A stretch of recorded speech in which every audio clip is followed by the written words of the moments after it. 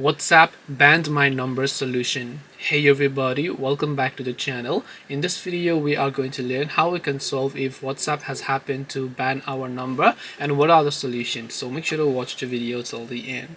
Now whenever you open up WhatsApp, you might have been trying to log into your account using a phone number, but when you log in this time, WhatsApp is saying that your number has been banned. Now unfortunately there is no way that you could actually solve this problem because WhatsApp has completely removed the access to your number from their particular platform, and the only way you can do this is, and only way you can solve is if you change your phone number, because your account might have been too spammy, your account might have gotten too many reports from other people, or you might be using third-party APK mods, apps or services. That is why WhatsApp actually banned your account. Otherwise there is nothing sort of a big issue. You can just try to change your phone number and see if that actually helps you. So I hope this video helped you guys. If you have got any more questions, then feel free to leave them down below. Thank you for watching till the end of this tutorial, and see you soon in the next video.